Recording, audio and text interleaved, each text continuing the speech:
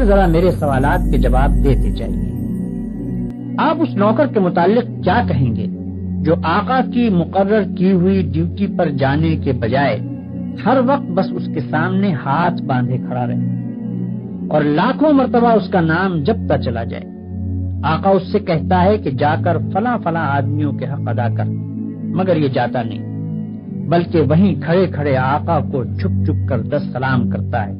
اور پھر ہاتھ باندھ کر کھڑا ہو جاتا ہے۔ آقا اسے حکم دیتا ہے کہ جا اور فلاں فلاں خرابیوں کو مٹا دے، مگر یہ 1 انچ وہاں سے نہیں ہٹتا اور سجدے پر سجدے کیے چلا جاتا ہے۔ آقا حکم دیتا ہے کہ چور کا ہاتھ کاٹ دے، یہ حکم سن کر بس وہیں کھڑے کھڑے نہایت خوش الہانی کے ساتھ چور کا ہاتھ کاٹ دے، چور کا ہاتھ کاٹ دے 20 مرتبہ پڑھتا رہتا ہے،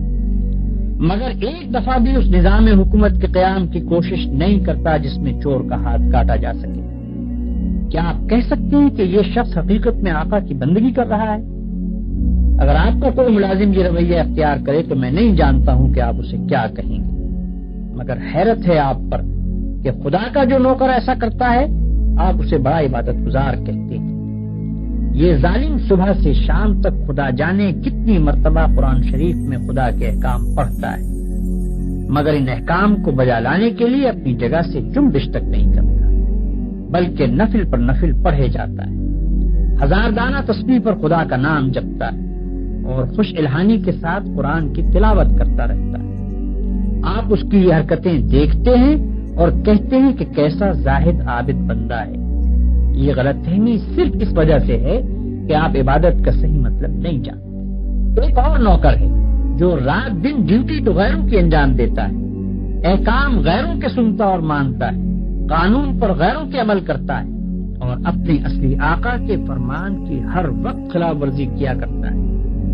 مگر سلامی کے وقت آقا کے سامنے حاضر ہو جاتا ہے اور زبان سے آقا ہی کا نام جپتا رہتا ہے۔ اگر آپ میں سے کسی شخص کا نوکر یہ طریقہ اختیار کرے تو آپ کیا کریں گے؟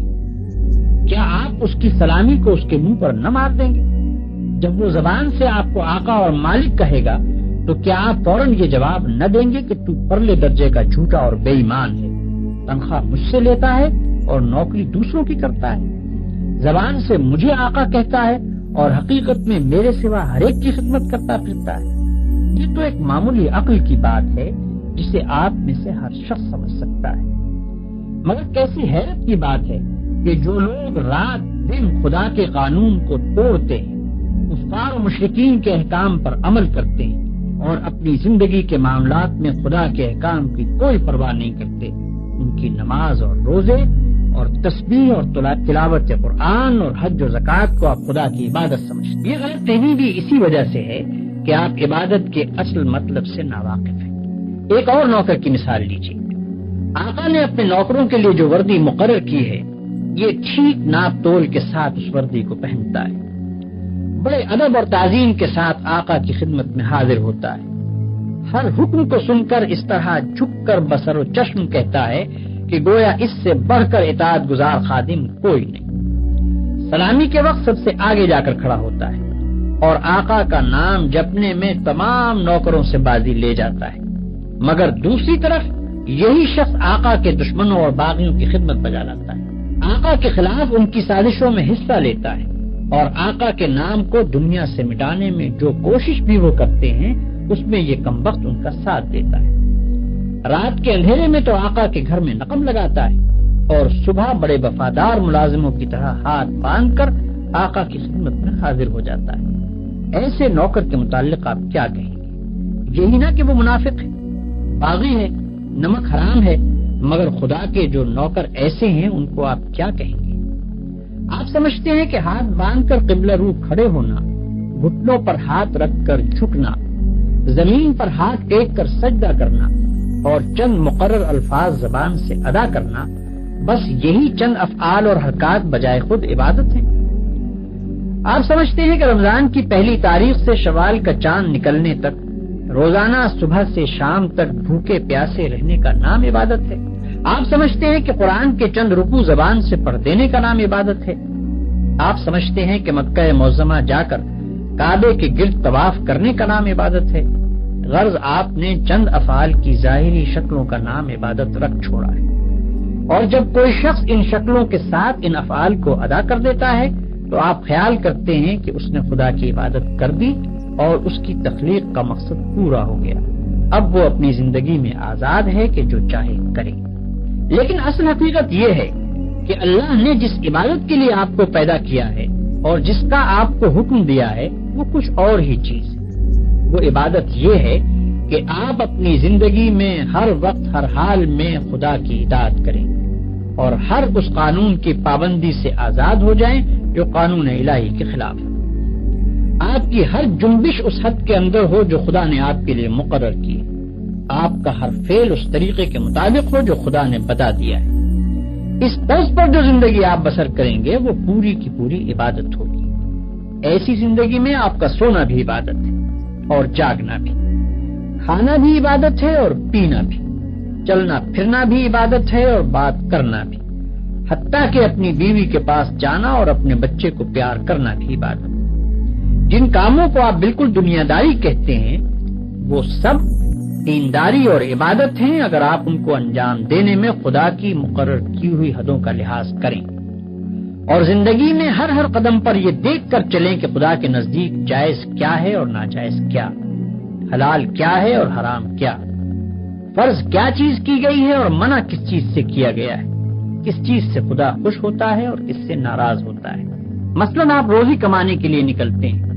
اس کام میں بہت سے مواقع ایسے بھی آتے ہیں جن میں حرام کا مال کافی آسانی کے ساتھ آپ کو مل سکتا ہے۔ اگر آپ نے خدا سے ڈر کر وہ مال نہ لیا اور صرف حلال کی روٹی کما کر لائے تو یہ جتنا وقت آپ نے روٹی کمانے پر صرف کیا یہ سب عبادت تھا، اور یہ روٹی گھر لا کر جو آپ نے خود کھائی اور اپنی بیوی بچوں اور خدا کے مقرر کیے ہوئے دوسرے حقداروں کو کھلائی، اس سب پر آپ اجر و ثواب کے مستحق ہو گئے۔ آپ نے اگر راستہ چلنے میں کوئی پتھر یا کانٹا ہٹا دیا اس خیال سے کہ خدا کے بندوں کو تکلیف نہ ہو تو یہ بھی عبادت ہے۔ آپ نے اگر کسی بیمار کی خدمت کی یا کسی اندھے کو راستہ چلایا یا کسی مصیبت زدہ کی مدد کی تو یہ بھی عبادت ہے۔ آپ نے اگر بات چیت کرنے میں جھوٹ سے، غیبت سے، بدگوئی اور دل آزاری سے پرہیز کیا اور خدا سے ڈر کر صرف حق بات کی تو جتنا وقت آپ نے بات چیت میں صرف کیا وہ سب عبادت میں صرف ہوا۔ بس خدا کی اصلی عبادت یہ ہے کہ ہوش سنبھالنے کے بعد سے مرتے دم تک آپ خدا کے قانون پر چلیں اور اس کے احکام کے مطابق زندگی بسر کریں۔ اس عبادت کے لیے کوئی وقت مقرر نہیں ہے، یہ عبادت ہر وقت ہونی چاہیے۔ اس عبادت کی کوئی ایک شکل نہیں ہے، ہر کام اور ہر شکل میں اسی کی عبادت ہونی چاہیے۔ جب آپ یہ نہیں کہہ سکتے کہ میں فلاں وقت خدا کا بندہ ہوں اور فلاں وقت اس کا بندہ نہیں ہوں تو آپ یہ بھی نہیں کہہ سکتے کہ فلاں وقت خدا کی بندگی و عبادت کے لیے ہے اور فلاں وقت اس کی بندگی و عبادت کے لیے نہیں ہے۔ بھائیوں، آپ کو عبادت کا مطلب معلوم ہو گیا اور یہ بھی معلوم ہو گیا کہ زندگی میں ہر وقت ہر حال میں خدا کی بندگی اور اطاعت کا نام ہی عبادت ہے۔ اب آپ پوچھیں گے کہ یہ نماز، روزہ اور حج وغیرہ کیا چیزیں ہیں؟ اس کا جواب یہ ہے کہ دراصل یہ عبادتیں جو اللہ نے آپ پر فرض کی ہیں ان کا مقصد آپ کو اس بڑی عبادت کے لیے تیار کرنا ہے جو آپ کو زندگی میں ہر وقت ہر حال میں ادا کرنی چاہیے۔ نماز آپ کو دن میں 5 وقت یاد دلاتی ہے کہ تم اللہ کے بندے ہو، اسی کی بندگی تمہیں کرنی چاہیے۔ روزہ سال میں 1 مرتبہ پورے 1 مہینے تک آپ کو اسی بندگی کے لیے تیار کرتا ہے۔ زکوٰۃ آپ کو بار بار توجہ دلاتی ہے کہ یہ مال جو تم نے کمایا ہے یہ خدا کا عطیہ ہے، اس کو صرف اپنے نفس کی خواہشات پر صرف نہ کر دو بلکہ اپنے مالک کا حق ادا کرو۔ حج دل پر خدا کی محبت اور بزرگی کا ایسا نقش بٹھاتا ہے کہ اگر 1 مرتبہ وہ بیٹھ جائے تو تمام عمر اس کا اثر دل سے دور نہیں ہو سکتا۔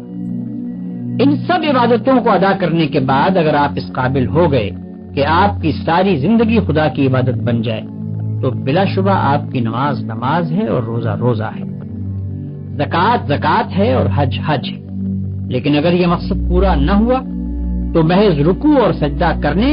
اور بھوک پیاس کے ساتھ دن گزارنے اور حج کی رسمیں ادا کر دینے اور زکوٰۃ کی رقم نکال دینے سے کچھ حاصل نہیں۔ ان ظاہری طریقوں کی مثال تو ایسی ہے جیسے ایک جسم کہ اگر اس میں جان ہے اور وہ چلتا پھرتا اور کام کرتا ہے تو بلا شبہ ایک زندہ انسان ہے، لیکن اگر اس میں جان ہی نہیں تو وہ ایک مردہ لاش۔ مردے کے ہاتھ، پاؤں، آنکھ، ناک سبھی کچھ ہوتے ہیں مگر اس میں جان نہیں ہوتی، اس لیے تم اسے مٹی میں دبا دیتے ہو۔ اسی طرح اگر نماز کے ارکان پورے ادا ہوں یا روزے کی شرطیں پوری ادا کر دی جائیں مگر خدا کا خوف، اس کی محبت اور اس کی وفاداری و اطاعت نہ ہو جس کے لیے نماز اور روزہ فرض کیا گیا ہے، تو وہ بھی ایک بے جان چیز ہوگی۔